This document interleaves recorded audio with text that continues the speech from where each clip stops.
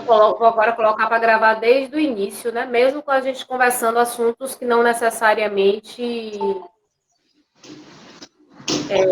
seja da aula.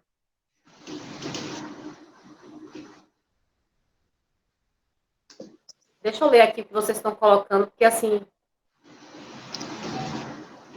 vou falar sobre... Sim, vou começar a falar sobre o conteúdo da prova, mas assim, é o capítulo 1 desse livro, né? Todo, do livro de Nestor Távora, toda a linha introdutória. O prazo para exercício, vocês devem fazer o exercício pelo portal EAD, sempre pelo portal EAD.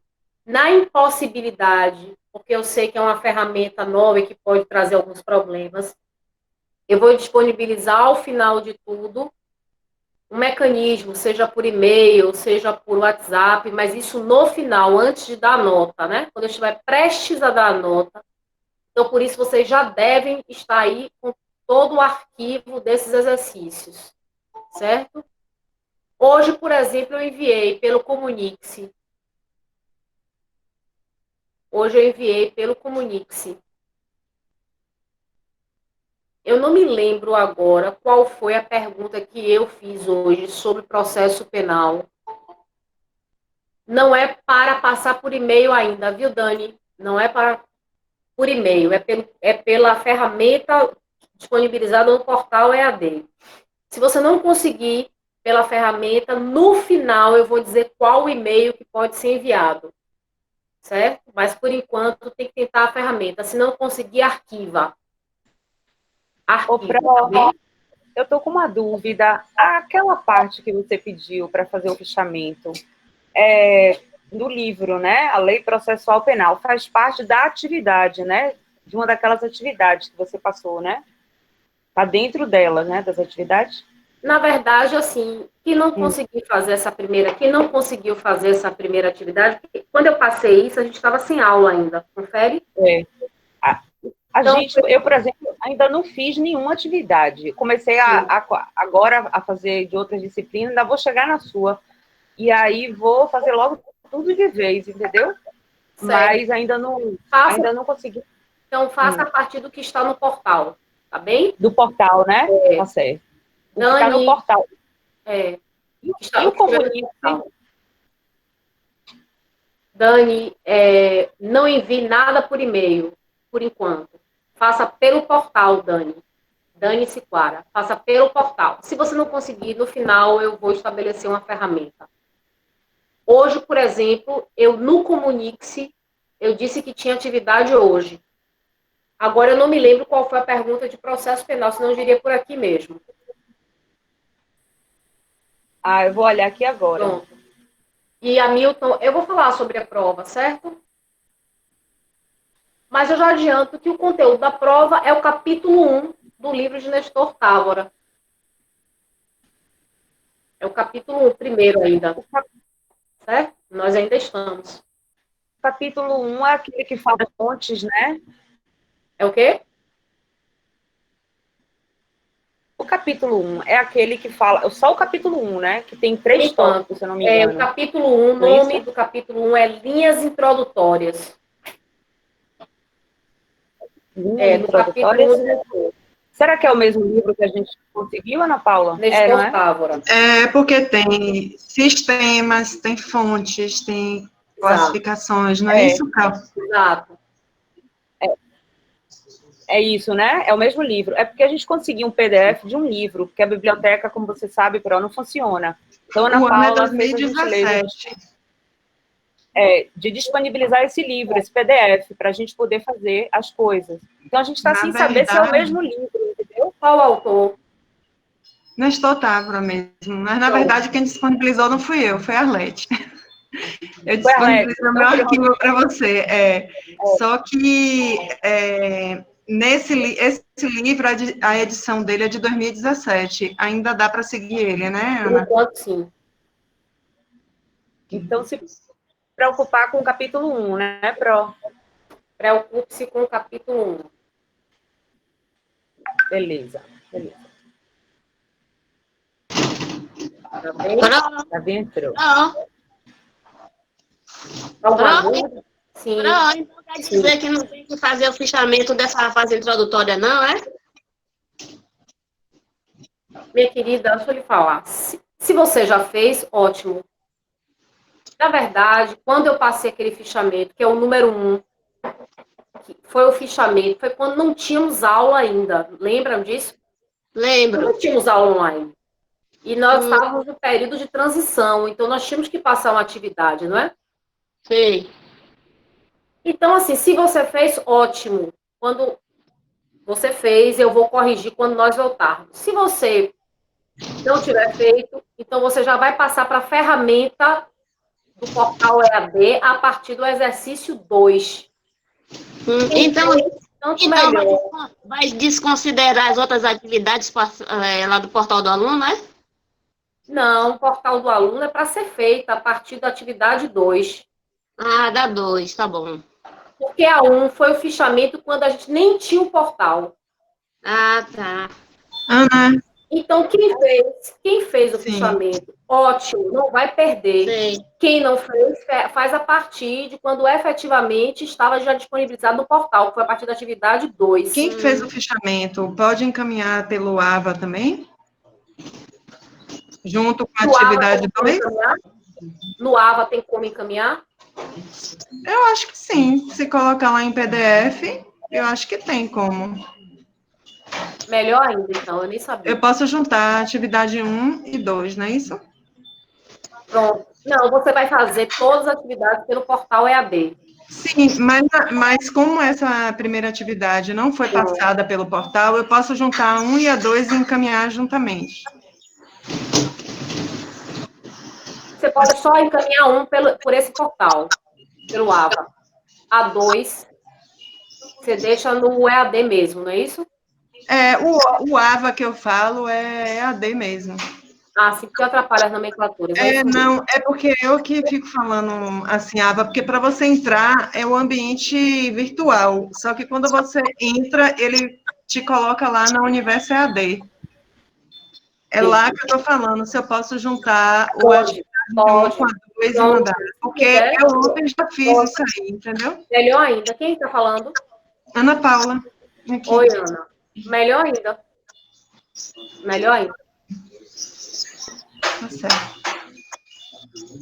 Melhor ainda.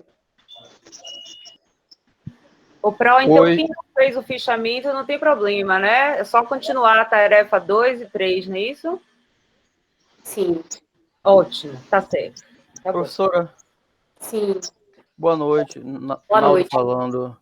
É só para deixar, Naldo, só para deixar claro aí para nossa colega Ana Paula, é o seguinte, Ana, você não precisa entrar pela área do aluno, AVA, tudo mais. Você pode botar só ead.universo.edu.br que já vai direto para a área AD, entendeu? Sem passar por todo aquele processo, todo aquele trâmite.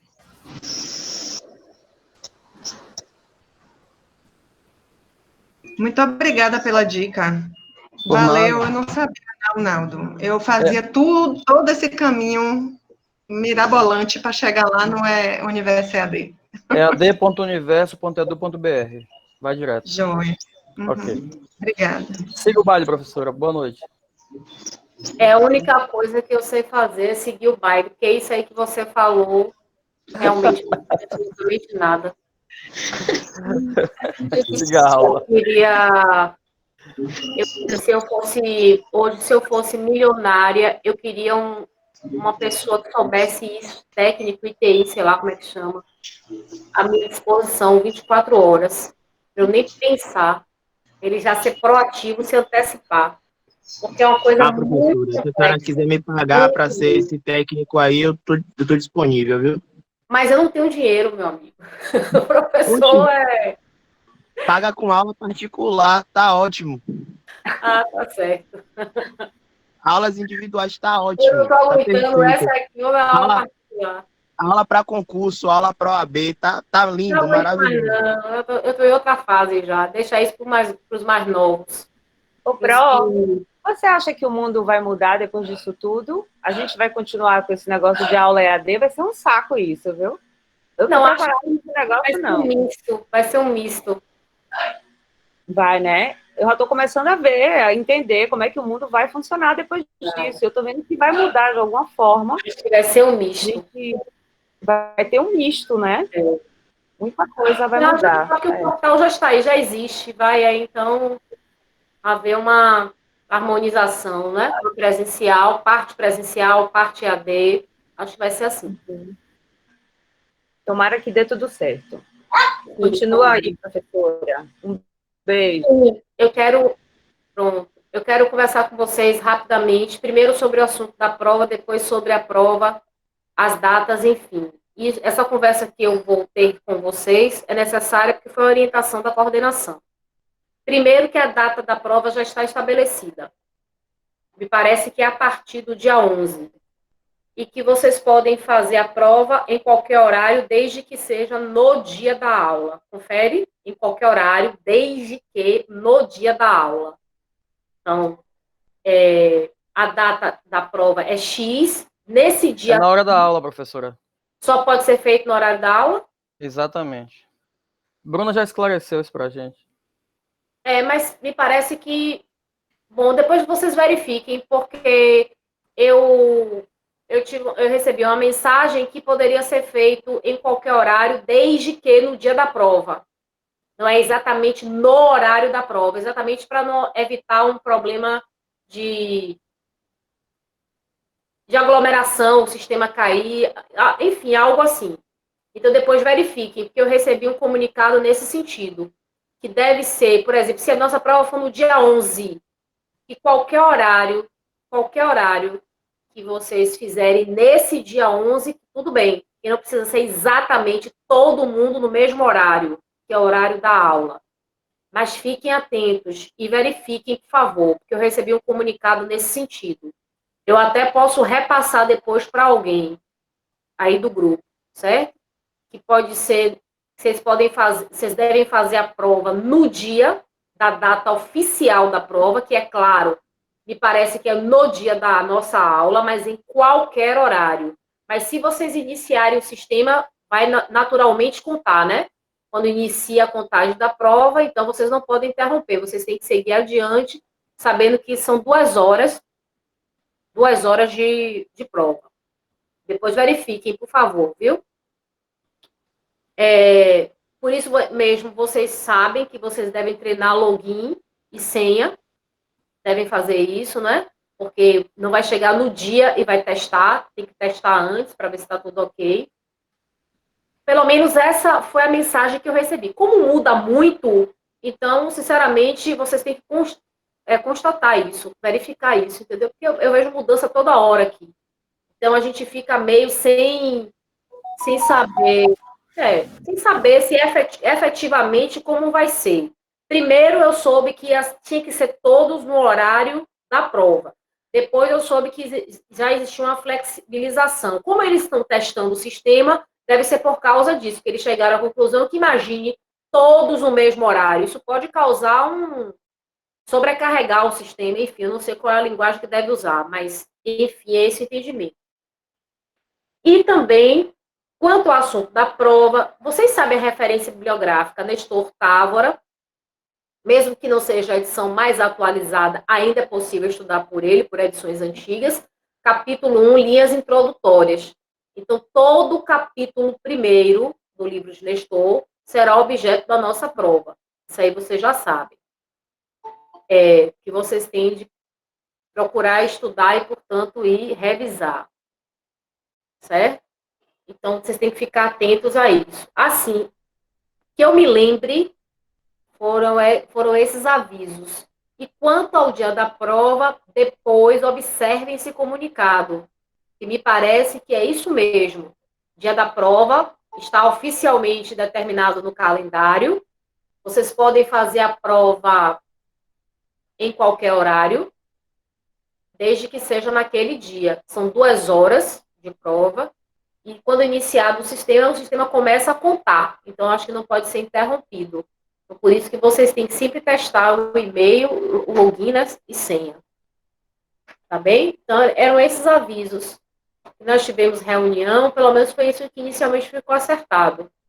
Mas como eu disse aqui, e eu repito, muda muito, porque o sistema está, enfim, eles estão experimentando em fase prévia, em fase de experimentação, então realmente isso pode ter sido alterado, viu?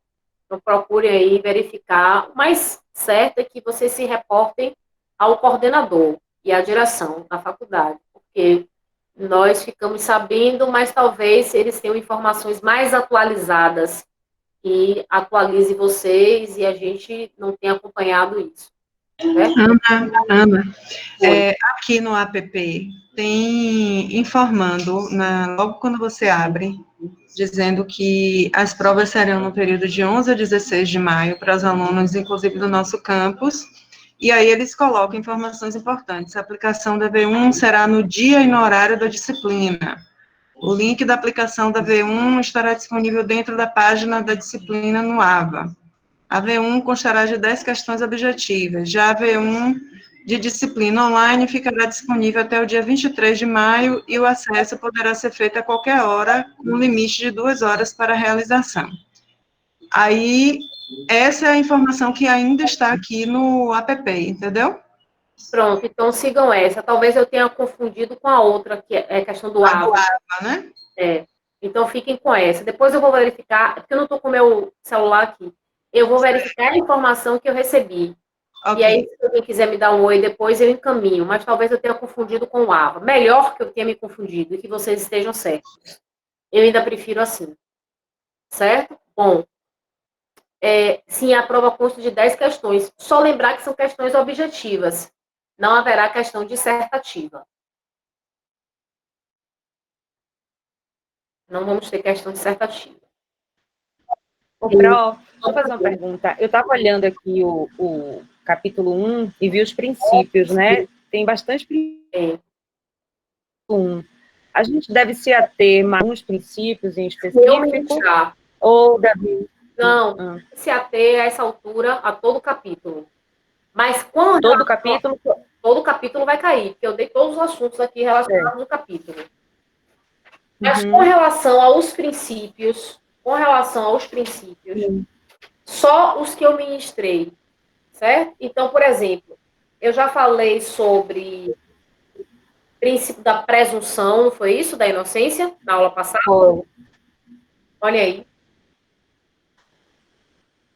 Eu falei sobre o princípio da imparcialidade. Da qual? Imparcialidade.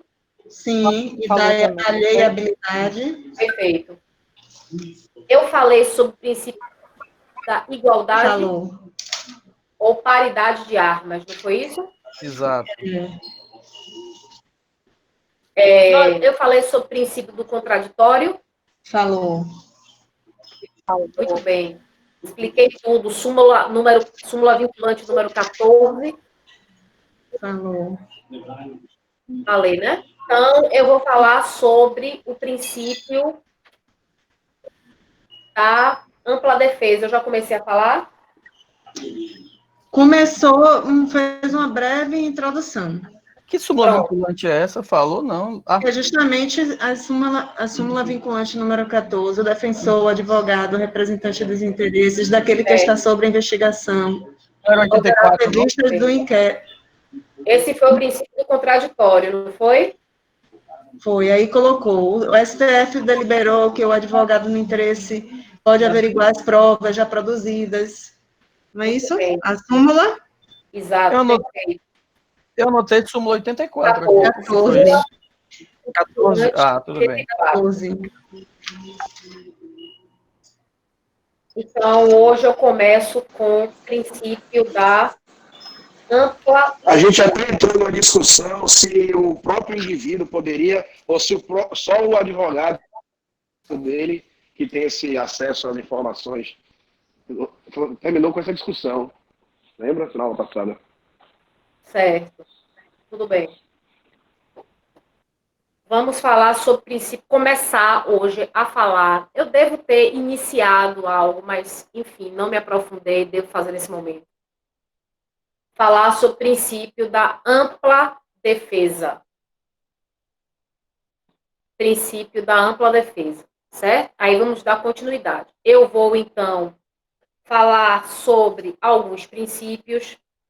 São praticamente 26 princípios. Então, naturalmente, eu não vou falar sobre todos. E, é claro, vou colocar, como estou colocando alguns. No final, eu vou contar a quantidade de princípios que eu falei. Esses princípios serão objeto da avaliação de vocês. E, efetivamente, vocês vão fazer a leitura dos demais princípios para aprofundamento. Né? Eu vou remeter vocês à leitura dos princípios para aprofundamento, para complementação do conteúdo. Não é? Porque o conteúdo programático não é o livro, mas eu sigo o livro. Então, eu tenho de me reportar a alguns princípios, não todos, porque seria impossível, uma vez que nós temos ainda assuntos pela frente. E na próxima aula, eu vou falar sobre inquérito policial. Inquérito policial, na próxima aula. Certo? Aí, provavelmente, vai ter pergunta de inquérito na prova, mas eu acredito que não seja muita pergunta, porque eu vou ter um pouquíssimo espaço ainda de tempo para ministrar a aula toda de inquérito policial. Então, aí eu posso, na próxima aula, que eu já tenho assim, uma média do que pode ser a prova, porque eu já vou ter feito a prova, aí eu posso dizer para vocês mais claramente qual o foco de vocês nessa prova. Aí eu posso dizer, entendeu? Porque eu ainda não fiz a prova. Então, eu não posso aqui fazer uma previsão, uma vez que eu não fiz ainda. Então, quando eu fizer, eu vou chamar a atenção de vocês para certos assuntos e outros, para que vocês possam apenas complementar. Tá bem? Então, vamos falar hoje sobre o princípio da ampla defesa. Vamos iniciar, então, o estudo do princípio da ampla defesa. Se vocês puderem, na oportunidade que vocês tiverem, tirar as dúvidas da prova, seria bom que fizesse desde logo, certo? Porque o que eu posso dizer a vocês é que no dia da prova, eu posso estar aqui no Google Meet, online aqui, certo? Posso estar para alguma eventualidade de cair o sistema, dar uma orientação a vocês, geral, geral, dando um suporte a vocês. Eu estou em horário funcional, então eu posso fazer isso, tá bem? Mas vocês já terão que ter a preparação para ingressar nesse sistema de prova. Mas eu posso estar aqui, o microfone ligado, vocês podem fazer alguma pergunta relativa ao sistema, eu posso responder, certo? Ou se vocês tiverem alguma impossibilidade de ingressar, eu posso estar aqui para poder orientar vocês, não do ponto de vista técnico, que eu não sei, mas, enfim, dando suporte, anotando que vocês não conseguiram entrar, justamente para que a gente possa sanear no futuro as dificuldades com alguma segunda chamada nesse sentido. Eu posso e vou acompanhar vocês nisso aí. Isso aí eu posso fazer. Entendeu? Vocês vão fazer a prova de vocês e no horário da aula, eu não vou estar ministrando aula. Eu vou estar aqui apenas, não sei nem se eu vou estar sentada aqui, vou deixar o microfone ligado, câmera ligada. Se vocês me chamarem, não consegui entrar, o sistema caiu, eu acompanhar vocês nesse sentido, anotar o nome, enfim, para quando no futuro vocês tenham dificuldade, eu poder estar junto com vocês nisso aí. Olha, o aluno realmente teve dificuldade, me passou aqui, eu tenho o nome dele, na hora estava online. Isso aí eu posso fazer. E não vou estar fazendo nada mais do que meu dever funcional. Eu só não vou poder dizer assim, dar a orientação a vocês, como vocês podem ingressar no sistema, porque isso, sinceramente, gente, eu não sei. Não sei mesmo. Tá bem? Inclusive, essa aula aqui, tudo mais, quem me ajuda são os meus filhos. São pré-adolescentes. Então, realmente, eu não sei. Eu só falo aqui. Eles me colocam para falar. Agora, no mais, é com vocês aí. Eu posso dar o suporte. Se o sistema tiver algum travamento, você me chama aqui, eu anoto o nome, anoto matrícula, eu posso endossar, certo? Mas vocês têm que firmar o compromisso que vocês vão tentar até o final. Eu vou estar aqui no horário da minha aula. Não para ministrar assunto, mas para acompanhar vocês e endossar qualquer dificuldade que vocês tenham. Validar qualquer dificuldade que vocês tenham. Eu disse a vocês que a gente estaria junto e nós vamos estar. Tá bem? O princípio da ampla é um princípio que diz respeito à defesa. E o princípio do contraditório diz respeito às partes. Então, vamos lá. Princípio da ampla defesa. Diferente do princípio do contraditório, que, como o autor ressalta, o princípio da ampla é direcionado à defesa. Isto porque nós já sabemos de outras oportunidades que a defesa no processo penal é uma defesa sempre proativa, uma defesa sempre hiperativa, uma defesa que deve se fazer presente. No processo penal, esta seria a tônica da participação da defesa, tendo-se em vista mesmo a natureza, a índole do processo criminal. Ao passo que o princípio do contraditório ou da bilateralidade da audiência está direcionado às partes. Então, a partir deste momento, nós já marcamos alguma diferença. Oi, Fábio. Nós já marcamos alguma diferença entre o princípio do contraditório e o princípio da ampla defesa. De acordo com o raciocínio desenvolvido pelo autor, nós compreendemos que o princípio da ampla defesa, ele se biparte, se pudermos olhar, examinar o princípio da ampla defesa, vamos notar que este princípio se biparte em dois aspectos mais ou menos distintos. Porém, para que o princípio da ampla adquira completude, eles devem ser harmônicos, eles devem ser entrosados, estar em permanente sintonia, em permanente simbiose. É que um aspecto, por demais importante, e eu diria mesmo decisivo do princípio da ampla, é, sem dúvida, a defesa técnica. Se compreende como ampla defesa a defesa técnica, aquela que é patrocinada pelo advogado, que, em regra, é constituído nos autos do processo criminal. Na impossibilidade, o juiz, portanto, deve nomear defensor público, isto porque a defesa e a acusação são questões de moralidade pública no processo criminal. É um processo criminal que se aprimore, que se desenvolva, que evolua sem defesa, é um processo que padecerá de um vício, de uma nulidade, cuja natureza é que ela seja considerada absoluta. Então, a defesa técnica é imprescindível à evolução, ao aprimoramento, ao desenvolvimento válido e regular do processo.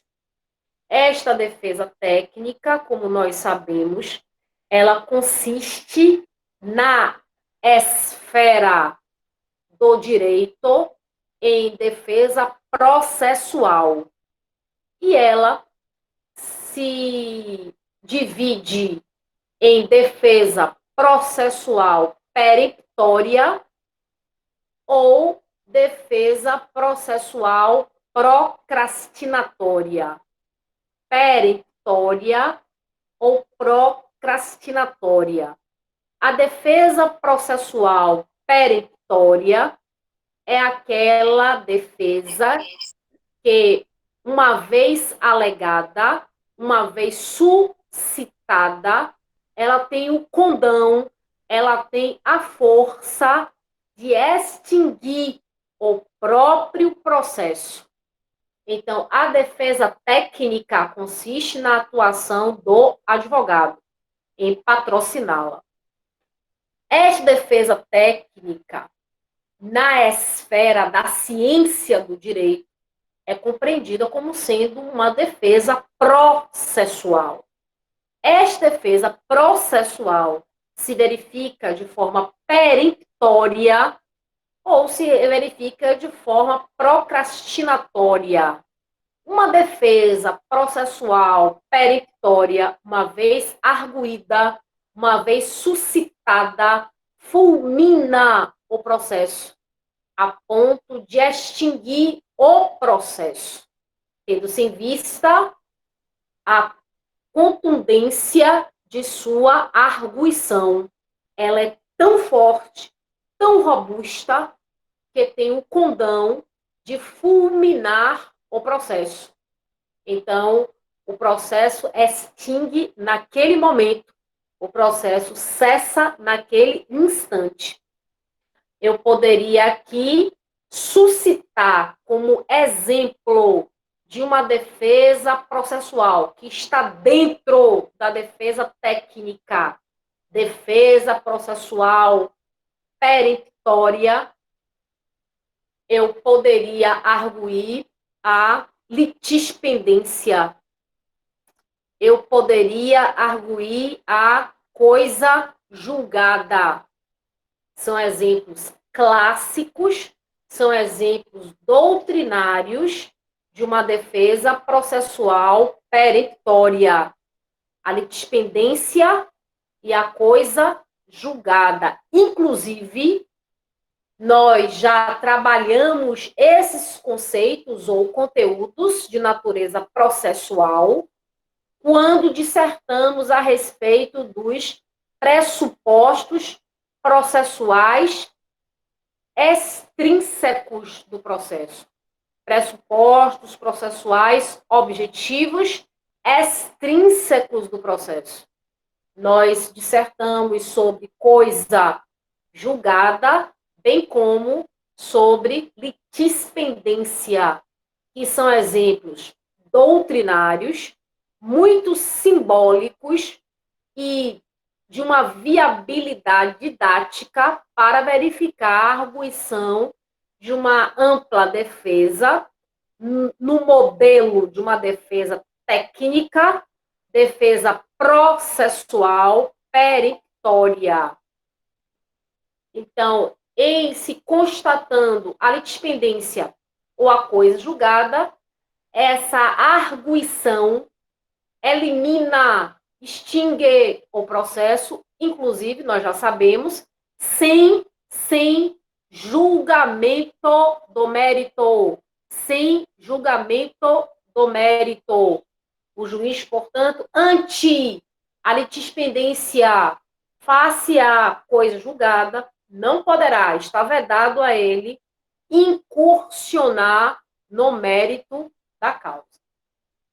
Ao passo que a defesa, entre aspas, eu vou colocar essa expressão como sendo, entre aspas, procrastinatória, porque nós sabemos que essa expressão, na esfera do direito, ela possui um tom pejorativo.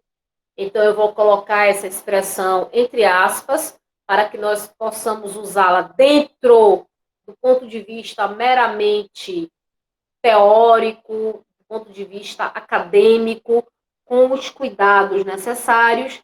A defesa peremptória é aquela que é utilizada, é empregada como um expediente que, não raro, procrastina o feito. estende o feito. Eu diria que torna o feito mais lento, porque o processo significa marcha para frente. Então, digamos que uma defesa procrastinatória, dentro de um modelo de procrastinação do processo, ela é realizada, porém, ela não fulmina o processo. É como se ela problematizasse o feito. E eu só poderia avançar deliberando, resolvendo, dirimindo aquele problema. Eu poderia aqui suscitar igualmente como exemplo muitas das questões incidentais no processo. O incidente processual. O processo deve seguir sempre e quando ele é criado para que siga linearmente. Todavia, é possível um incidente, uma situação episódica, uma situação eventual que deva ser resolvida, porque é uma situação que se apresenta como sendo um problema dentro de um feito que, por natureza, por disposição, deve ser linear.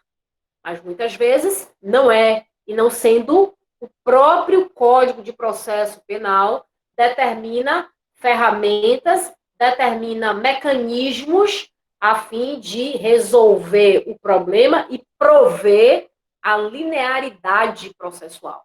Então, muitas das questões incidentais do processo. Como assim, professora? Os incidentes.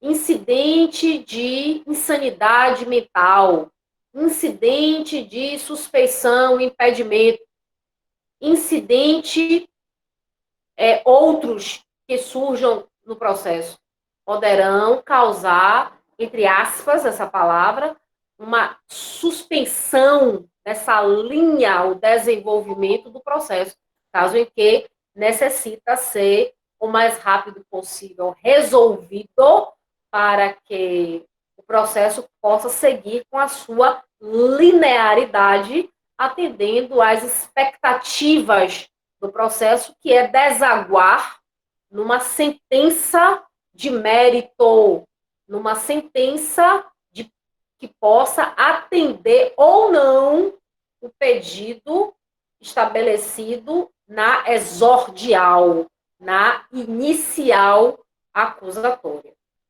Então, essa explicação se faz como sendo necessária.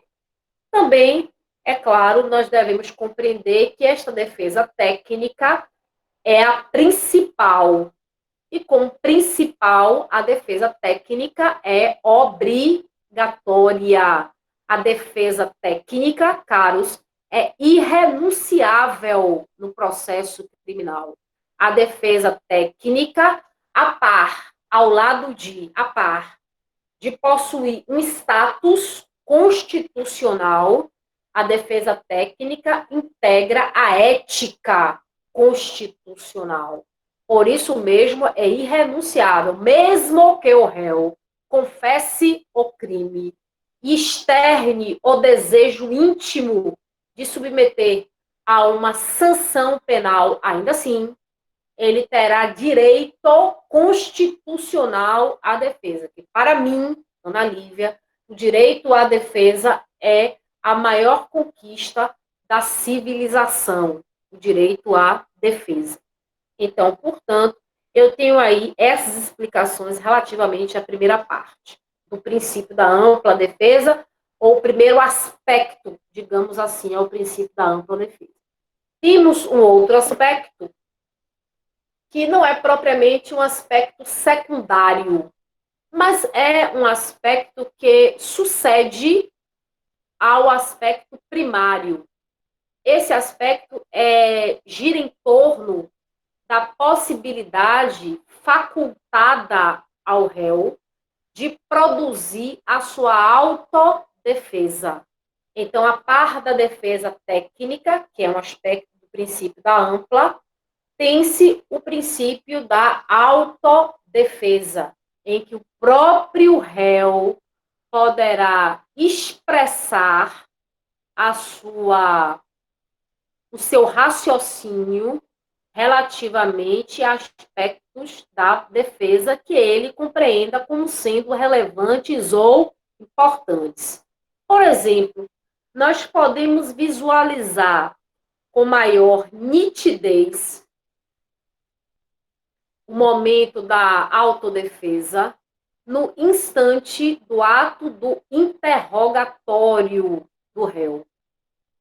Reconhecemos que no processo criminal, no procedimento comum, no procedimento sumário, no procedimento sumaríssimo e nos procedimentos especiais, no procedimento comum, sumário, sumaríssimo, especial, são liturgias, digamos assim, para a depuração do crime, para que eu estabeleça autoria e existência do crime.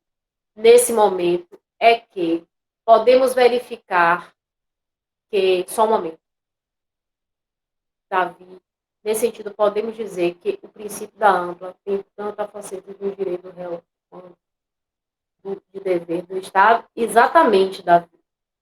Exatamente. Então, como, de um lado, ele consiste num direito, o Estado tem dever de facultar, de possibilitar o exercício desse direito, que é amplo.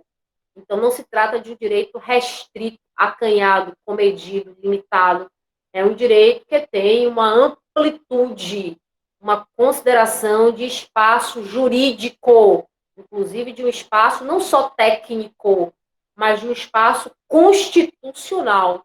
Portanto, nós estamos nos referindo a um espaço que possua uma envergadura política, de posicionamento, de resistência, de oposição, sem dúvida, é dever do Estado. E eu vou mais além, dever do Estado juiz, de garantir, de assegurar o seu exercício dentro do processo. Então, nós vamos observar que na esfera processual penal, quando ou em uma situação em que o princípio da ampla ressinta dessa garantia, sofra, padeça alguma limitação, eu vou interpretar como sendo um cerceamento de defesa. E isto é uma violação ao princípio da ampla, sendo cerceada a defesa. Porém, devendo-se garanti-la, e não foi garantida, eu terei uma consequência processual, que é a nulidade do ato. Ou seja, o ato não produzirá os efeitos, porque existiu uma limitação da defesa. Esta limitação é conhecida como sendo cerceamento de defesa, que consiste numa violação do princípio da ampla, e, portanto, quando o juiz deveria prezar, zelar pela garantia da ampla, não o fazendo, terá consequência processual. A consequência é a nulidade do ato. O ato não enseja as expectativas exigidas, anotadas em lei. Então, nesse sentido, ele terá que ser repetido nos moldes, agora, saudáveis do princípio da ampla defesa. Não sei se respondi a sua pergunta, Davi. Então, vamos prosseguir. O processo penal, ele possui uma liturgia através dos seus procedimentos, comum, sumário, sumaríssimo, especial. Dentro dessa liturgia, eu examino que o ato de interrogatório é o ato que finaliza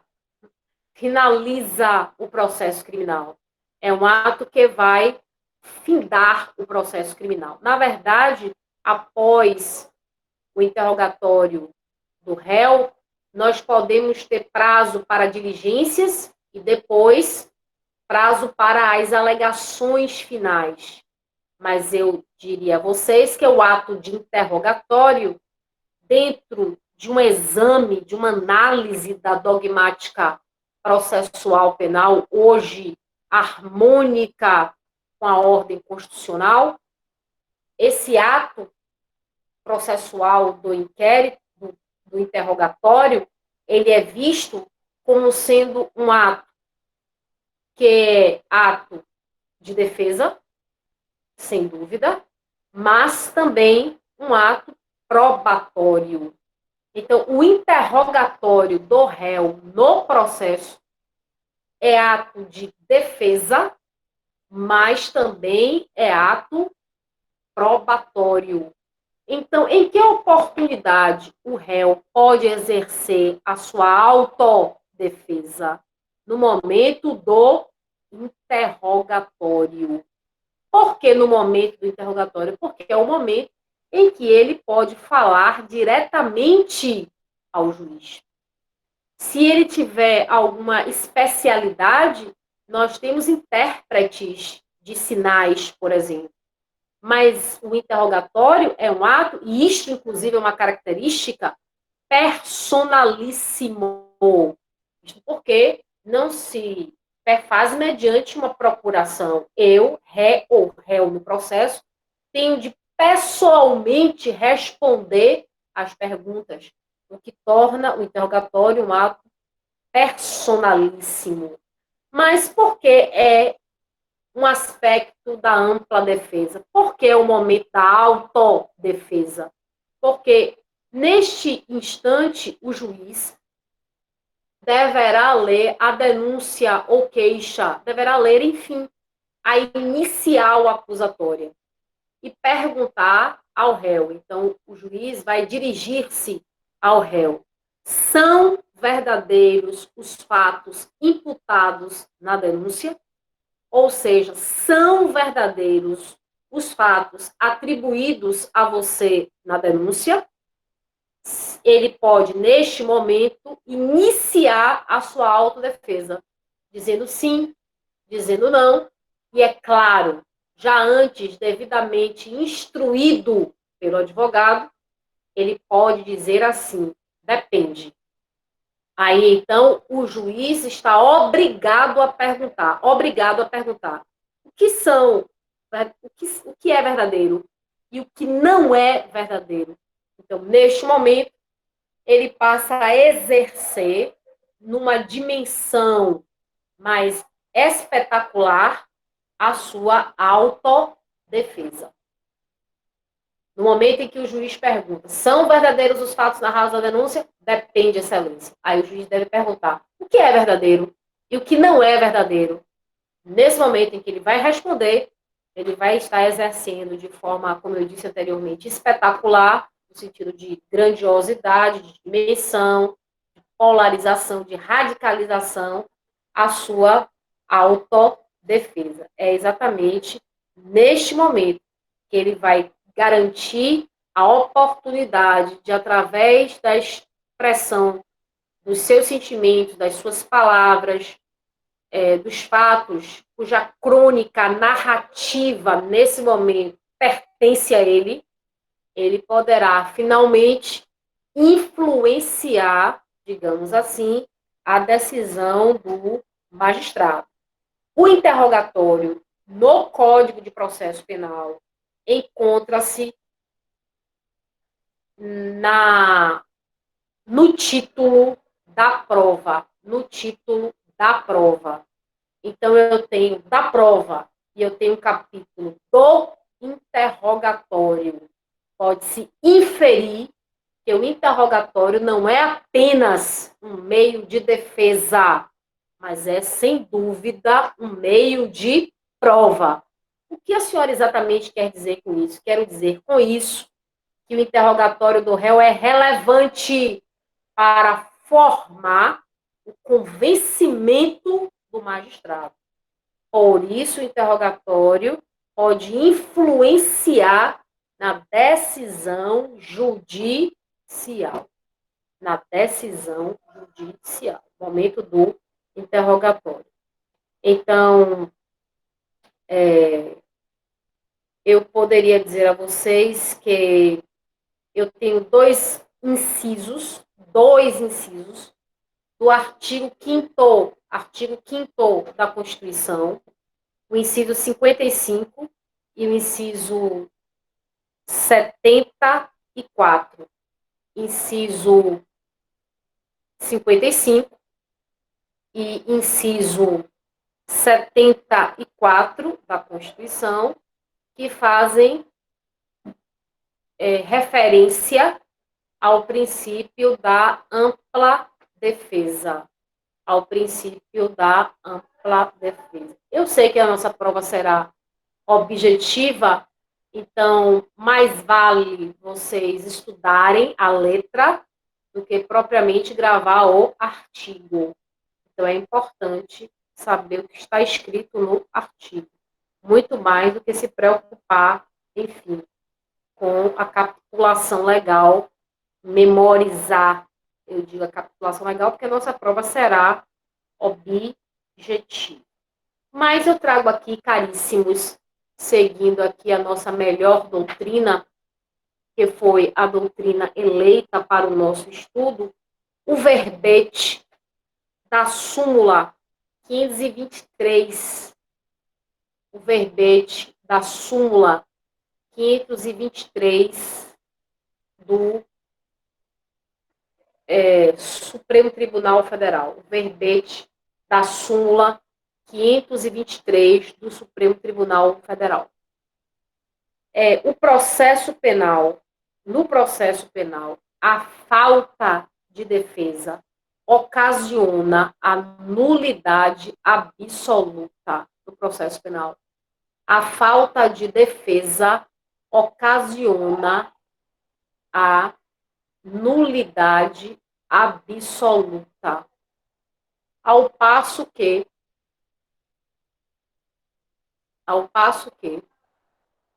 nós temos que a deficiência, a vulnerabilidade da defesa gera a anulação se houver prova de prejuízo ao réu.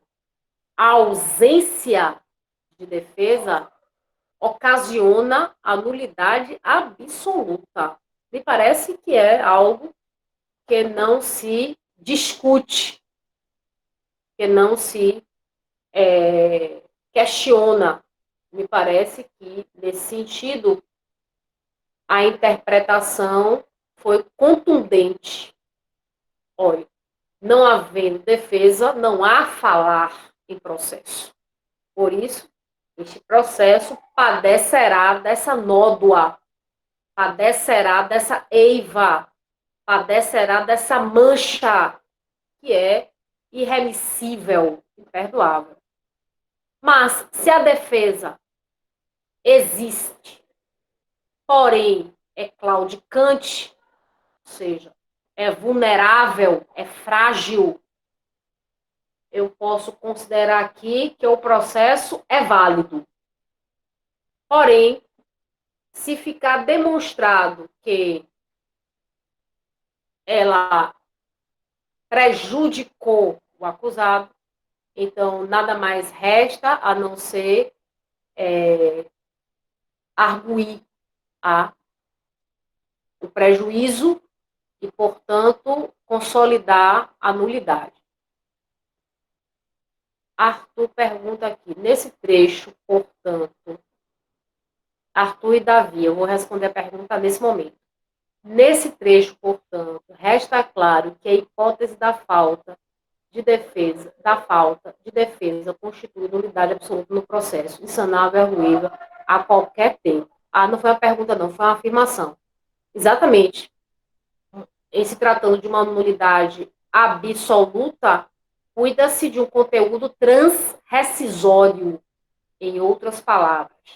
Então, a qualquer tempo.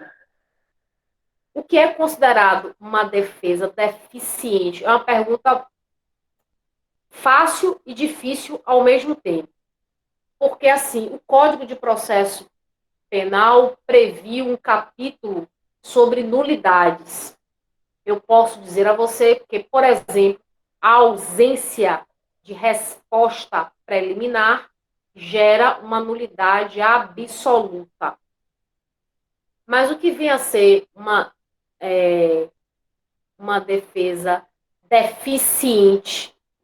Eu poderia ter como defesa deficiente uma defesa que tenha um comportamento dentro do processo, um comportamento desidioso. Como assim? Um comportamento não austero com os prazos processuais. Por exemplo, perder um prazo processual ou perder mais de um prazo processual. No polo da defesa, gera prejuízo para o autor, gera prejuízo para o réu.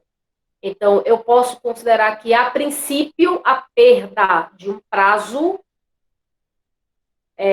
seja uma defesa deficiente a depender do prazo. Porque se eu comprovar, enquanto ré ou réu, que o meu advogado, ao perder o prazo, me prejudicou, eu tenho, portanto, uma defesa deficiente, a princípio, mas uma defesa que pela sua inércia, me gerou um prejuízo. Então, eu posso pedir a repetição do ato, sem embargo, do advogado responder no órgão corregedor. Qual o órgão corregedor do advogado? Nós sabemos, a OAB, para as devidas sanções disciplinares. Então, a perda de um prazo não necessariamente constitui uma defesa deficiente, muito embora no processo penal isto tenha de ser considerado no caso concreto, porque a perda daquele prazo, por exemplo, prazo para recorrer uma sentença condenatória, pode gerar para mim, ré ou réu, um prejuízo, caso em que eu teria de anular aquele ato de intimação e repeti-lo. Não sei se eu me fiz entender. Perfeito. Eu fiz entender. É porque o que eu consigo entender dessa súmula é que, em não havendo a defesa, mesmo que o réu venha a ser absolvido, ele vai ser nulo esse julgamento, porque não houve a defesa, propriamente dita. Mesmo em benefício do réu, ela é nula porque não houve a defesa. Agora, se houve uma defesa, ainda que claudicante, deficiente, mas o réu não foi prejudicado, ele foi absolvido ou teve uma sentença favorável, os atos são perfeitos, você não precisa, não é passivo de você arguir que houve uma defesa deficiente. Seria isso? Exatamente. Exatamente. Professor, Perfeito. Pois não. na falta de defesa por má fé, geraria nulidade da mesma forma? Porque... Excelente pergunta. Sim. Desculpa. Quem está falando? Naldo. Se comprovada a má-fé do réu em não oferecer defesa, ainda assim geraria nulidade? Não, porque existe O princípio da boa-fé objetiva. E você não pode se beneficiar da sua própria torpeza. Entendeu? Então, você vai esbarrar nesse critério principiológico. Você vai esbarrar e, portanto, o tribunal não vai consagrar isso em seu benefício. E o que ensejaria, então, essa nulidade? A falta de defesa, sob que aspecto? Essa parte, para mim, não ficou claro. Você fala a falta ou a deficiência de defesa que você quer saber? Não, a falta. A deficiência foi o que já foi abordado aí, que o Davi falou e tudo. A falta de defesa. Você considera que o processo criminal ele se inicia com a citação válida. No processo criminal, a citação é para que o réu responda à acusação, não é para ele comparecer em audiência. No processo criminal, é para que ele responda à acusação. Essa resposta é técnica, tem de ter a estatura da acusação. Vamos imaginar que essa resposta técnica não exista nos autos. Por algum motivo, por alguma situação, ninguém observou. Eu vou, então, compulsar os autos porque eu já cheguei na fase decisória, que é a fase da prolação da sentença, e eu noto que essa resposta técnica não está nos autos. Pronto, todo aquele processo será nulo, porque eu vou compreender que o réu não teve a defesa preliminar, que é uma defesa básica, que é o primeiro patamar da defesa. É difícil para mim também imaginar um processo criminal ausente o advogado. Ainda que ele tenha sido citado legalmente? Como? Ainda que o réu tenha sido citado legalmente e por algum motivo não apresentou defesa, ele estaria sendo beneficiado. Eu acho meio complicado, meio contraditório. O Estado tem que prover o advogado dele, não é isso, senhora? Ele Se eu fui citada... tem que ter um defensor público ou alguém, né? Um dativo que chama, né, também. Repare, se eu fui citada para responder a defesa técnica, não sou eu que vou responder, é o meu advogado. Vamos imaginar que essa defesa técnica que essa resposta preliminar não conste nos autos. Então, o juiz deverá entender que eu estava impossibilitada de contratar um advogado, por isso deixei passar em branco o prazo, e ele nomeará defensor, porque essa resposta técnica é imprescindível, e não havendo ela, a nulidade absoluta. Eu praticamente não tive defesa no processo criminal. Não é uma ausência absoluta, porque eu não consigo imaginar, assim como você, um processo criminal sem advogado de defesa, sem um defensor público. Para mim, ele nem prospera, nem inicia, nem desencadeia. Então, o juiz de ofício ele já pode sanar esse vício acionando a defesa... Defensoria Pública. Defensoria Pública, isso. 396 do CPP. 396 do CPP, parágrafo. Tá bom, obrigado, professor. Qual é o seu nome? Naldo. Certo. Todos entenderam até aqui? Alguma pergunta? Davi, esclareci? Esclareceu, professor. Eu tenho uma coisa que pode ensejar essa nulidade aí. O advogado esteja impedido de atuar e atue numa causa dessa e esse impedimento surja lá na frente, né? Passe despercebido inicialmente e posteriormente, olha, ele não teve um advogado para defender, um advogado que o defendeu não podia estar exercendo a profissão. É um aquelas causas de exemplo, impedimentos. inclusive a doutrina cita, porque eu esqueci, viu, Davi? Mas é um exemplo digno de nota. O impedimento do exercício da advocacia que pode ocorrer, ou temporariamente por uma sanção disciplinar, ou por uma incompatibilidade com o exercício da advocacia, ou por consequência de uma sanção criminal pela prática de um delito, como patrocínio infiel. Então, você pode ter situações que gerem essa incompatibilidade temporária ou permanente com o exercício da advocacia. Então, nesse caso, eu poderia analisar como sendo a ausência de defesa ou uma fragilidade da defesa que eu deveria demonstrar um prejuízo. Eu não adoto isso como uma fórmula geral. Eu acho sempre que tem que se debruçar para o caso concreto, entendeu? Observar sempre as peculiaridades. Tudo bem até aqui? Então, vamos lá. Vamos avançar. Bom, a par do princípio da ampla defesa, a par do princípio da ampla defesa, estou seguindo aqui a doutrina como parâmetro, porque nós não temos quadro, né? Então, por isso eu estou seguindo a doutrina, porque as pessoas podem dizer, a senhora está seguindo o livro, eu estou. Eu olho aqui o livro e faço um comentário ou outro comentário que eu acho relevante. Então, eu não estou lendo o livro, eu estou abrindo aqui o livro, olhando uma palavra ou outra, então eu tiro da minha memória, que, aliás, é razoavelmente boa, para tecer os comentários, justamente porque eu não tenho um quadro. E vocês sabem também que eu não vou ao quadro, eu prefiro adotar o livro, né?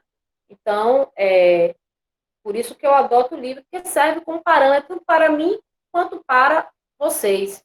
Eu acho, inclusive, melhor o livro do que eu me reportar toda hora ao quadro. Como aqui não tem mesmo, e eu nem sei esse recurso, como é que faz, então eu olho aqui o livro, espero que vocês tenham também, mas quem não tiver, eu acho que a aula está bem clara para poder ser, inclusive, anotada.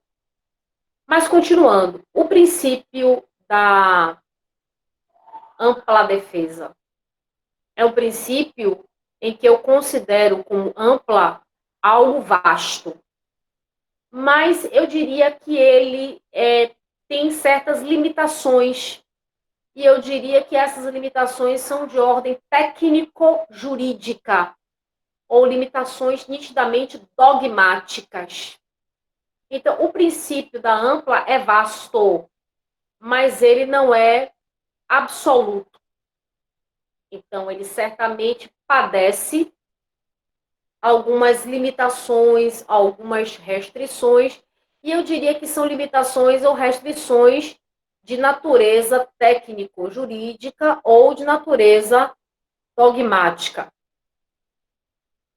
Ora, o princípio da ampla defesa é um princípio que está preceituado no artigo 5º, nos incisos que eu acabei de me reportar, inciso 55, inciso 74, mas o princípio da ampla não vive isoladamente na Constituição.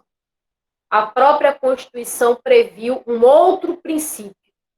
O princípio da ampla é adotado, em regra, para todos os procedimentos: ordinário, sumário, sumaríssimo e os procedimentos especiais. Mas a Constituição, no próprio artigo 5º, previu o princípio da plenitude de defesa. Plenitude de defesa merece uma distinção quanto ao princípio da ampla defesa. Se o princípio da ampla significa um princípio que assinala tratar-se de uma defesa vasta, pese a limitação técnico-jurídico-dogmática, existe o princípio da plenitude de defesa. A plenitude de defesa significa uma defesa sem limite técnico, sem limite dogmático. O limite enfrentado está também no artigo 5º.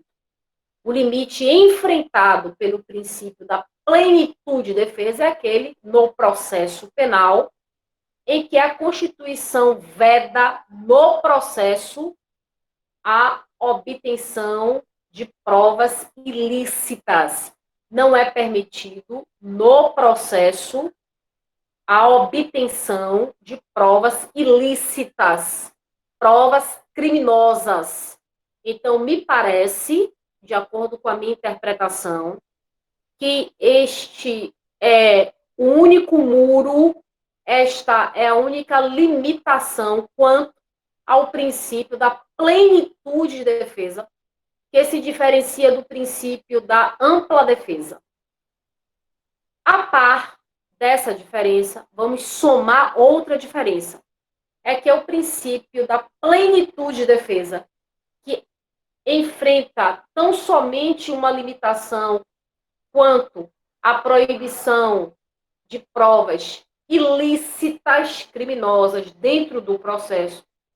A par dessa distinção, eu gostaria de acrescentar outra, como sendo a segunda distinção, é que o princípio da plenitude de defesa só pode ser aplicado no tribunal do júri popular, no procedimento especial. Muito bem, Arthur. No procedimento especial do tribunal do júri popular. Então, observe. Eu gostaria, inclusive, de, a essa altura, ressaltar que todos os procedimentos estão previstos no Código de Processo Penal. O procedimento é uma liturgia para depurar algo, é um método para eu depurar a autoria e a existência do crime. E eu tenho apenas um procedimento que a Constituição erigiu a categoria de direito fundamental.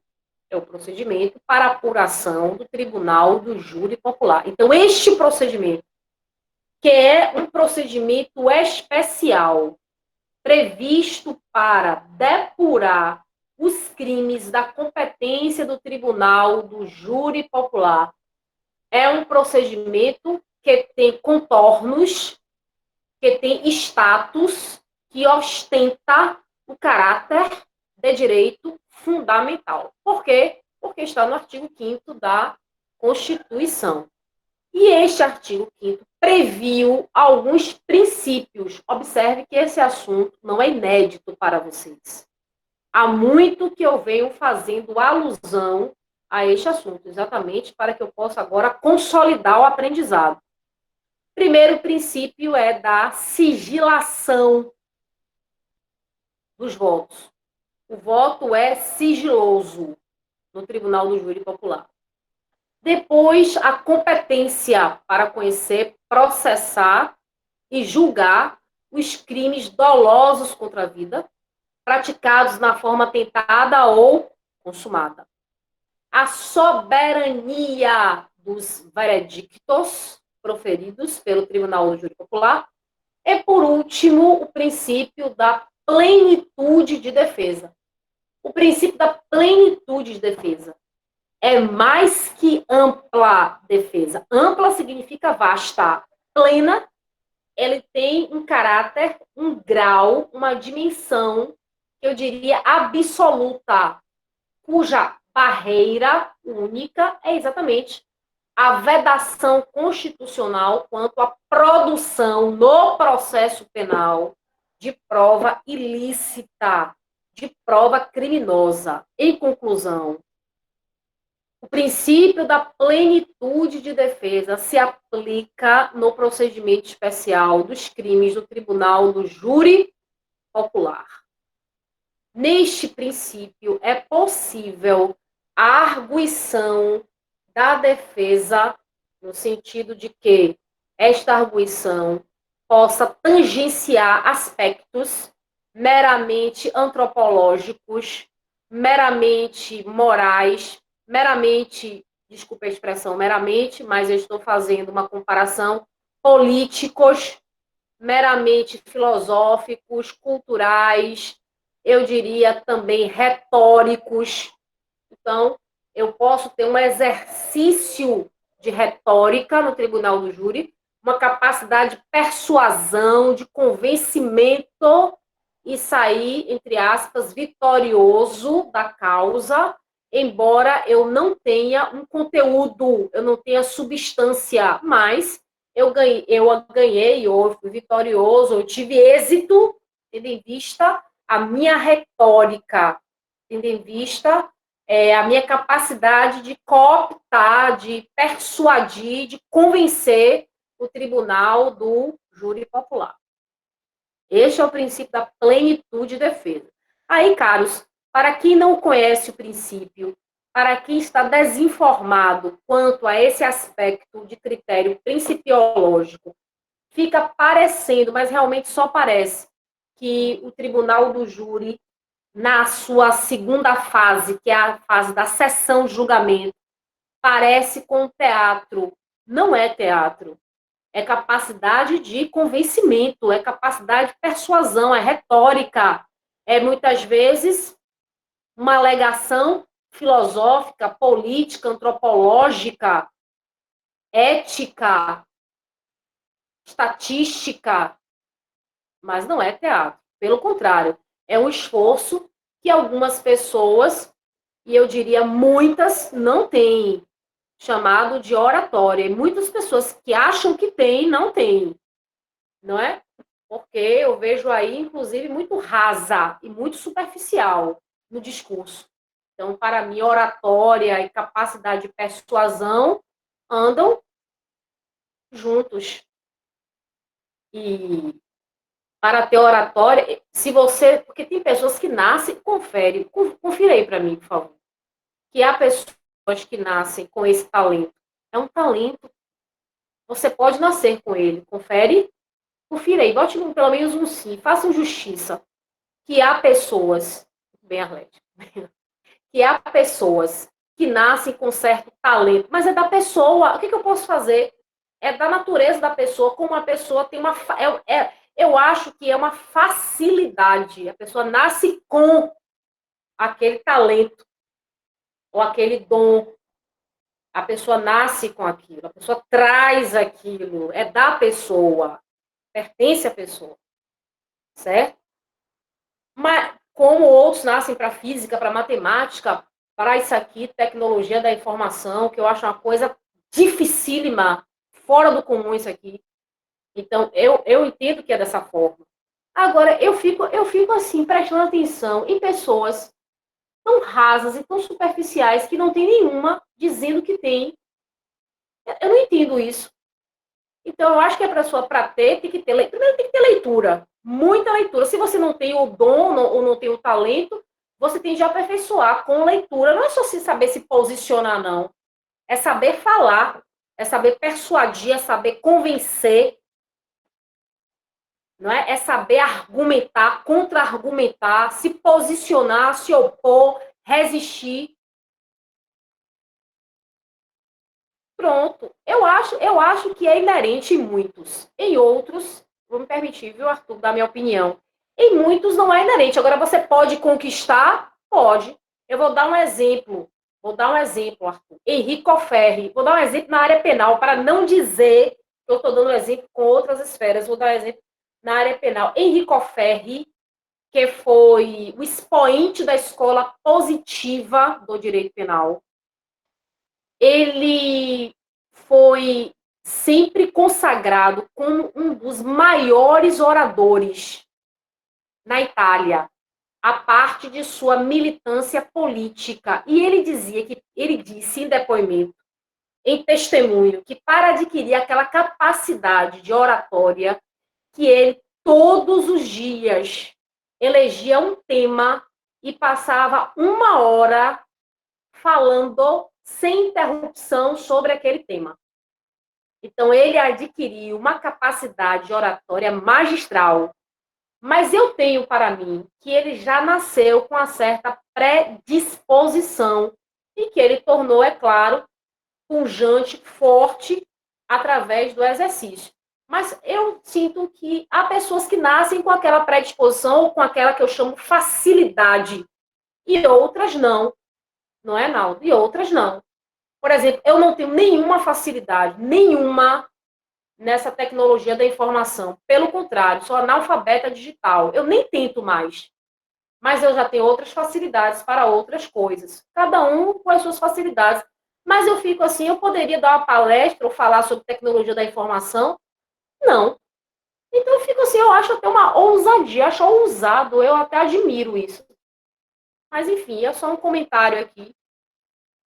Eu fico meio que surpreendida. Então, eu acho que para você falar dessas temáticas, você tem de ter leitura, você tem de ter aprofundamento, você tem de ter tempo. Ninguém faz nada sem a partilha do tempo. Tem de ter reflexão. E você falar bem não é só a postura física, é o conhecimento, é a leitura, é o vocabulário, é a capacidade que você tem de argumentar, de introduzir um tema, de iniciar um tema. Eu me permito aqui fazer essa digressão, vai ser muito rápido, nós vamos voltar para a nossa aulinha.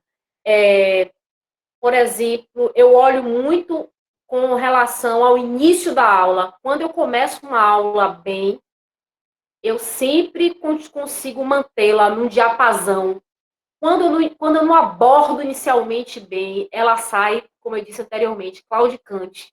Aí eu tenho de retomar, colocar muito mais força nisso aí. Certo? E interessante que a aula tem algo que você não pode nem fazer certas retomadas ou voltar atrás,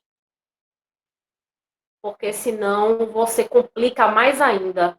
Então, você tem de partir sempre e fazer certas correções quando você achar necessários certos reparos. Porque se você voltar muito, ela vai perdendo força, vai perdendo energia. E com os cuidados, com essas interrupções também. Então, a aula tem uma complexidade também, não deixa de ter e não deixa também de ser uma possibilidade de exercitar a oratória, uma aula. Eu acho isso aí, não sei se vocês comungam desse pensamento ou se vocês estão de acordo. Também não deixa de ser, né? Um exercício de oratória, não deixa de ser uma militância, isso aí, certo? Não é? Não deixa de ser. Existe um princípio, só para encerrar esse pensamento, existe um princípio no direito francês. Vocês vão estudar esse princípio. Muito bem, Teomira. Um beijo para você. Nunca mais vi você aqui. Não que você não estivesse, nunca mais falei com você.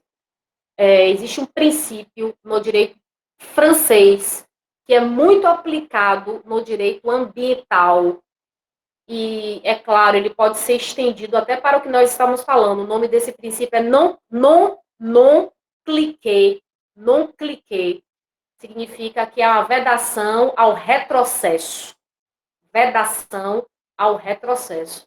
Então, de onde nós estamos, nós não podemos retroagir. Isso às vezes acontece com a aula, com o discurso. E eu aplico muito esse princípio. Não cliquer, não podemos retroagir. Temos de seguir em frente, fazendo os devidos reparos a partir do momento que nós estamos. E sabe de onde esse princípio foi tirado? Não cliquer, dos alpinistas. Vocês sabiam disso? Que o alpinista, ele não pode retroagir, ele tem de sempre avançar. É a regra do alpinismo. Não cliquer. E foi retirado disso aí, para o direito ambiental, aplicado também ao direito constitucional. Não se pode retroagir. Pois é, Aninha. Não se pode retroagir com os direitos fundamentais, mesmo com uma nova Constituição. Não cliquer. Não retrocesso cultural. Mas eu queria fazer essa observação apenas porque vocês me convocaram e todas as vezes que eu sou convocada, eu gosto de atender a esses chamados que me parecem de urgência urgentíssima. Então, o princípio da plenitude de defesa não se prende, eu gostei dessa expressão utilizada pelo autor, não se prende a argumentos técnicos. Nós podemos dar grandes voos no sentido de colocar argumentos de natureza sentimental, social, e como ele diz aqui, de política criminal, a fim de convencer os jurados. Então, caros, vamos avançar aqui, porque nós pertencemos ao front, e eu não gostaria de falar de todos os princípios, então eu posso saltar alguns, me permitam isso aqui, e vou falar do princípio da oficialidade. Então, eu chamo aqui para nós debatermos sobre o princípio da oficialidade. Segundo o princípio da oficialidade, os órgãos, que são órgãos, centros de competência, sem personalidade jurídica. Centro de competência, sem personalidade jurídica. Para quem acha que eu estou copiando o livro, eu gosto sempre de dar uma pincelada em outras disciplinas. Já aqui, eu fiz aqui uma interlocução, diálogo com o direito administrativo. Então, o autor diz aqui, os órgãos de persecução penal.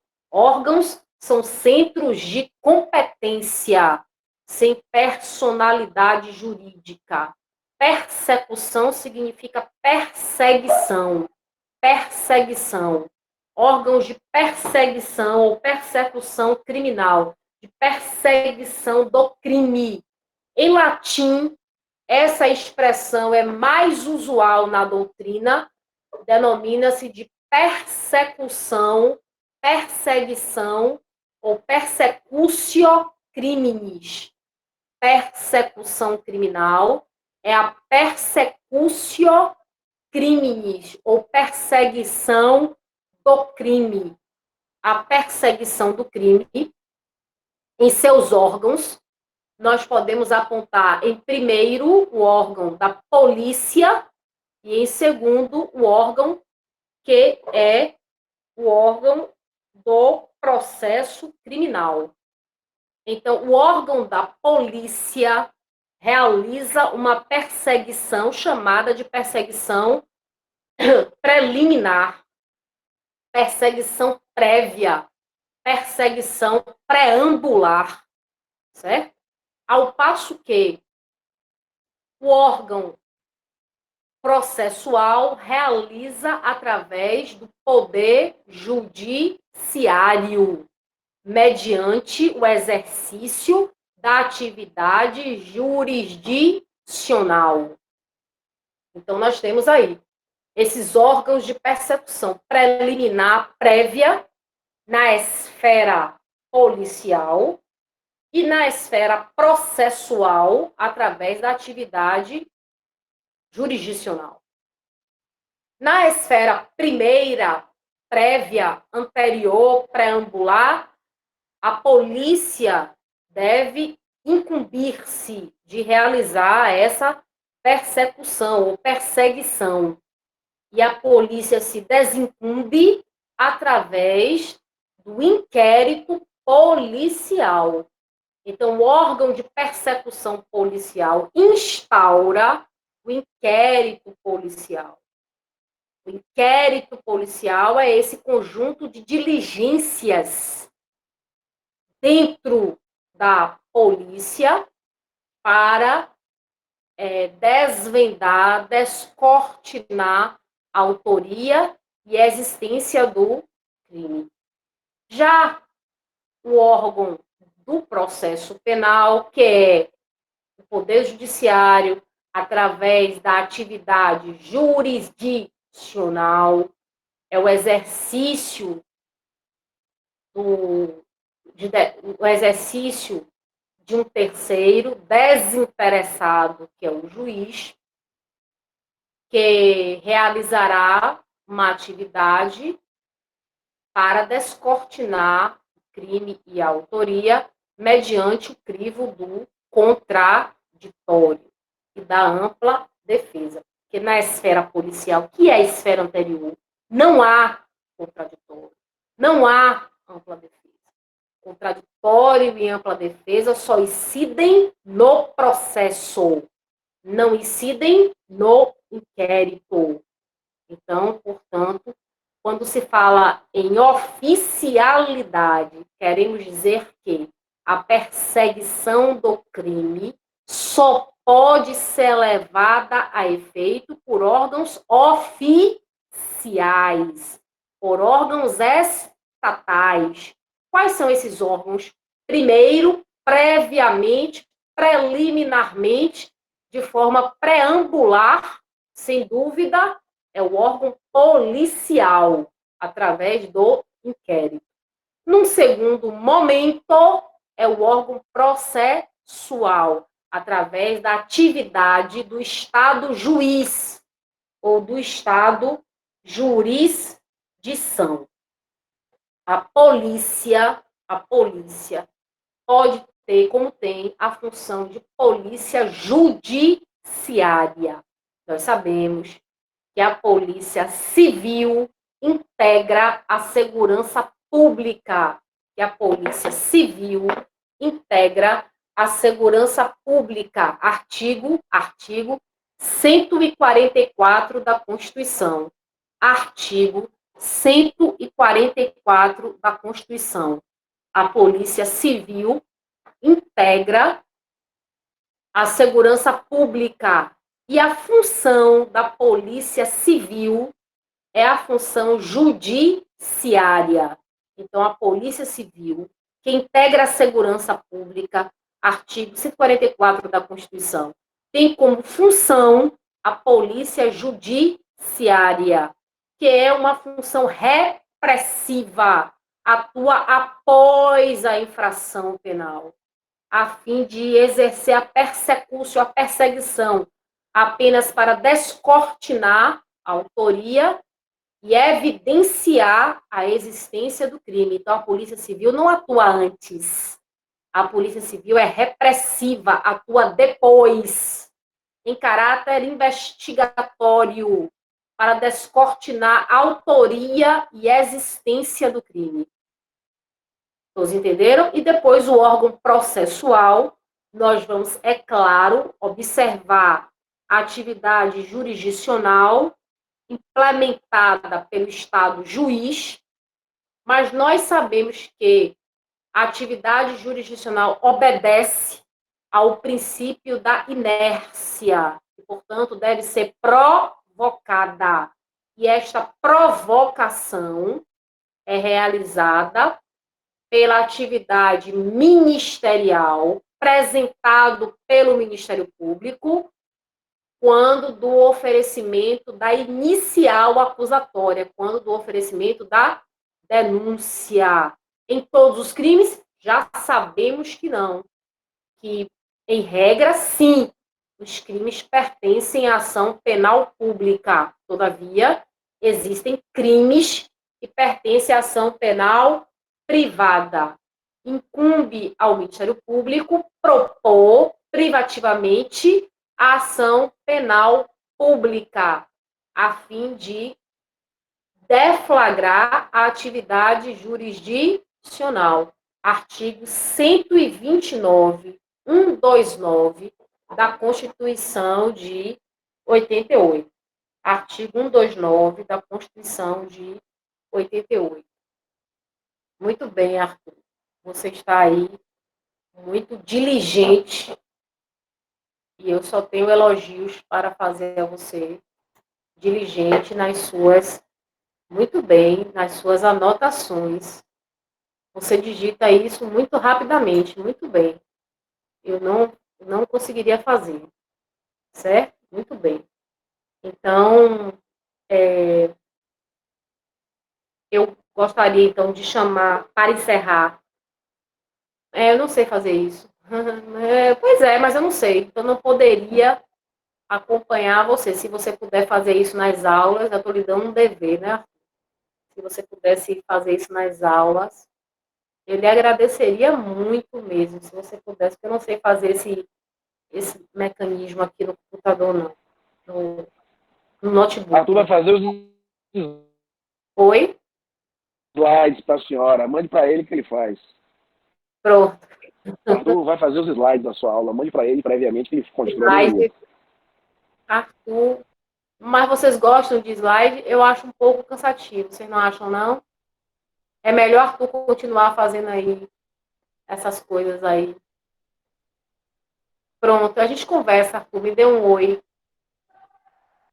Me dê um oi. Pronto.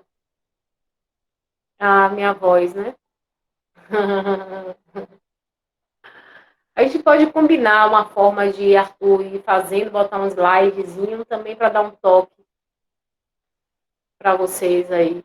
Mas o slide não apaga a sua voz, não. Você pode projetar o slide e falar, comentar. Ah, isso seria incrível. Que morreu, está de diabetes. O colega mandou para mim aqui, ó, na área dele. Oi? Não entendi, não. Tá num sambão, é? Poderíamos fazer isso, combinar nas próximas. Arthur, depois me dê um oi por WhatsApp. Só para encerrar, caros, princípio da oficiosidade. É um outro princípio, certo? Oficiosidade é diferente de oficialidade. Nós sabemos que a atuação na persecução, na perseguição do crime, em regra, é uma atuação que dispensa autorização. Portanto, é uma atuação de ofício, ou a atuação chamada de ex officio. Por quê? A atuação desses órgãos de persecução, a atuação propriamente da perseguição do crime, em regra, dispensa autorização. Deve-se atuar de ofício. Todavia, nós reconhecemos que é possível a previsão de que esses órgãos de atuação, e eu me refiro ao Ministério Público como órgão de persecução, de perseguição do crime, ele precisa ser autorizado, precisa ser legitimado. Eu estou aqui fazendo referência à espécie de ação penal pública condicionada à representação. Eu estou fazendo aqui referência à ação penal pública mediante representação, condicionada à representação. Então, isso quer dizer que o Ministério Público só poderá, no que tange a esses crimes que pertençam à ação penal pública condicionada, oferecer, propor denúncia mediante ou devidamente devidamente se tiver a representação da vítima. Então, a vítima autoriza, e esta autorização recebe o nome técnico de representação, para que o Ministério Público adquira legitimidade ad causam, que é um requisito da ação penal, a fim de propor a ação penal pública condicionada. Sem esse requisito, ou seja, sem a representação da vítima, sem a autorização do ofendido, esta ação penal sofrerá um estrangulamento na instância penal, certo? Essa ação penal não vai prosperar por falta de um requisito, que é condição, que é conditio sine qua. E a instância penal deve ser absolvida, não é o réu, é a própria instância penal, na expressão de José Frederico Marx, na elegante expressão de Frederico Marx, essa instância penal será absolvida. Em outras palavras, nós teremos a extinção do processo sem o julgamento do mérito. Em palavras maiores, mais, eu diria, requintadas, mais refinadas, eu teria a própria extinção da instância penal, a absolvição da própria instância, não é do réu. Nem se pode examinar o mérito, da causa. Por quê? Porque o Ministério Público não adquiriu legitimidade para a causa. Não há condição da ação, não há pertinência subjetiva para a propositura da ação penal. A representação criminal, e eu insisto aqui, utilizando a nomenclatura do eminente professor, mestre, saudoso Frederico Marques, a representação criminal é chamada por ele de delatio criminis postulatoria. Delação. Delatio criminis postulatoria. Foi ele que empregou e nos fez conhecer essa expressão em latim. Delatio criminis postulatoria. É a representação criminal. Ela é singela. Basta uma declaração da vítima. Porém, se o advogado representar criminalmente, é claro, Arthur, Davi, meninas, é claro que ele deve fazer com todo o esmero em sua redação forense. A representação é simples e é singela. Pode ser levada a efeito oralmente pela própria vítima na delegacia. Porém, se ela for redigida por um advogado, ela deve assumir as características e o rigor dentro de um esmero próprio, que é da redação forense. Embora, como eu disse anteriormente, em termos de oratória e redação, cada qual com seu estilo, embora algum se tenha que ter. Era isso que eu tinha que falar hoje. Tudo bem com vocês? Eu posso ver vocês aí, que a gente combinou que eu poderia vê-los. Respondam sim aí. Tudo bem? Vou colocar aqui. As meninas, Ana Paula, Sarita, também estou vendo. Arlete, muito bem. Eu não sei nem passar aqui, mas eu fico um pouco atrapalhada. Mas que bom que eu estou vendo vocês. Estou saudosa de vocês. Ah, Davi, finalmente, da sua humilde residência. Muito bem. Podem colocar aí presente, se vocês estiverem aí, que a gente vai... A aula está sendo gravada. Ícaro. Beijos, Teomira. Um beijão para você. Saudades de você. Naldo também, que participou muito da aula. Renata. Tá tudo bem. Estamos juntos. No dia da prova, eu estarei aqui, viu? Online com vocês. Vocês vão estar fazendo prova, mas eu vou estar aqui no dia da prova. Vou deixar a câmera aberta, microfone, porque se vocês tiverem alguma dúvida, eu vou acompanhar vocês. Tá bom? Tá certo? Um beijo para vocês. Beijo, saudades. Arlete, Renata, Ana Paula, Larissa. Saudades. Beijo, Camila. Beijo, Davi. Tchau, tchau para vocês. Boa noite. Fábio. Beijão.